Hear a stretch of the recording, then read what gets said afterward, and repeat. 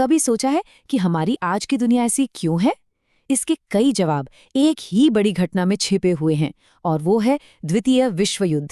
आज हम उसी ऐतिहासिक जंग की कहानी को समझेंगे जिसने हमारे ग्रह का नक्शा ही हमेशा हमेशा के लिए बदल दिया। जरा इस जंग के पैमाने के बारे में सोचिए। इसमें 10 करोड़ से भी ज्यादा लोग शामिल थे, सैनिक और आम नागरिक मिलाकर। ये संख्या इतनी बड़ी है कि भारत के कुछ सबसे बड़े राज्यों की आबादी को मिला दें तो भी शायद कम पड़ जाए। ये सच में इतिहास का सबसे बड़ा और सबसे भयानक सशस्त्र संघर्ष था। और इसकी जो इंसानी कीमत थी वो तो दिल दहला देने वाली थी। 5 करोड़ से ज्यादा जानें चली गईं। इसको ऐसे समझिए कि उस वक्त दुनिया में हर 33 इंसानों में से एक की मौत इस युद्ध की वजह से हुई थी। तो चलिए इस पूरी कहानी को हम 5 हिस्सों में समझेंगे। पहले देखेंगे कि ये संघर्ष शुरू क्यों हुआ, फिर जानेंगे कि ये आग पूरी दुनिया में कैसे फैली। इसके बाद देखेंगे कि पासा कैसे पलटा, फिर समझेंगे कि युद्ध के बाद एक नई दुनिया कैसी बनी, और आखिर में बात करेंगे भारत की भूमिका और उसकी विरासत पर। तो सवाल ये है कि ये सब शुरू कहाँ से हुआ? देखिए, दूसरा विश्व युद्ध अचानक नहीं हुआ। नहीं, ये तो दशकों से पनप रहे तनाव, गलत फैसलों और शिकायतों का एक ऐसा जहरीला कॉकटेल था जिसने दुनिया को तबाही के मुहाने पर लाकर खड़ा कर दिया था। इसकी जड़ें हमें पहले विश्व युद्ध के बाद हुई वर्साई की संधि में मिलती हैं। इस संधि ने न सिर्फ जर्मनी को जंग का सारा इल्जाम दे दिया, बल्कि उस पर इतना भारी जुर्माना लगाया और उसकी सेना को इतना कमजोर कर दिया कि जर्मनी के लोगों में एक जबरदस्त अपमान और बदले की भावना घर कर गई।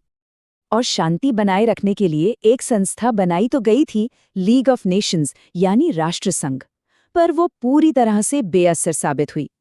आप इसे एक ऐसा शेर समझ सकते हैं जिसके दांत ही नहीं थे। वो सिर्फ दहाड़ सकता था पर कुछ कर नहीं सकता था। तो जब जापान ने मंचूरिया पर और इटली ने इथियोपिया पर हमला किया तो वो बस देखते रह गए। अब इसी उथल-पुथल भरे माहौल का फायदा उठाया कुछ तानाशाहों ने, इटली में मुसोलिनी और जर्मनी में हिटलर। इन लोगों ने जनता के गुस्से और उनकी आर्थिक परेशानियों का इस्तेमाल किया और फाशीवाद और नाजीवाद के नाम पर देश का पुराना गौरव वापस दिलाने का वादा करके सत्ता हथिया ली। और शुरुआत में ब्रिटेन और फ्रांस ने क्या किया? उन्होंने हिटलर को रोकने की बजाय तुष्टीकरण की नीति अपनाई। मतलब वो हिटलर की छोटी छोटी मांगें मानते गए, इस उम्मीद में कि शायद वो शांत हो जाएगा। ये कुछ वैसा ही था जैसे किसी भूखे मगरमच्छ को ये सोचकर खाना खिलाना कि वो आपको सबसे आखिर में खाएगा। लेकिन हुआ उल्टा, इससे हिटलर की भूख और बढ़ गई। और फिर 1 सितंबर 1939 को वो चिंगारी आग बन गई। जर्मनी ने पोलैंड पर हमला कर दिया। बस इसी के साथ उस महायुद्ध की शुरुआत हो गई जिसने पूरी दुनिया को अपनी लपेट में ले लिया। दुनिया अब साफ साफ 2 हिस्सों में बंट चुकी थी। एक तरफ थीं धुरी शक्तियां यानी जर्मनी, इटली और जापान, और दूसरी तरफ थे मित्र राष्ट्र जिनमें ग्रेट ब्रिटेन और फ्रांस तो थे ही, पर बाद में सोवियत संघ और अमेरिका जैसी महाशक्तियां भी शामिल हो गईं। इस युद्ध में जर्मनी ने एक बहुत ही खतरनाक रणनीति अपनाई जिसे कहते थे ब्लिट्जक्रीग, यानी बिजली की तेजी से हमला। इसका एक ही फॉर्मूला था, रफ्तार और सरप्राइज। दुश्मन पर इतनी तेजी से, इतनी जबरदस्त ताकत से हमला करो कि उसे सोचने समझने का मौका ही न मिले। और ये रणनीति भयानक रूप से कामयाब रही। डेनमार्क, नॉर्वे, बेल्जियम, हॉलैंड, एक एक करके देश जर्मनी के सामने घुटने टेकते गए। यहाँ तक कि फ्रांस जैसी बड़ी ताकत भी सिर्फ 6 हफ्तों के अंदर हार गई। देखते ही देखते लगभग पूरे पश्चिमी यूरोप पर नाजियों का कब्जा हो चुका था।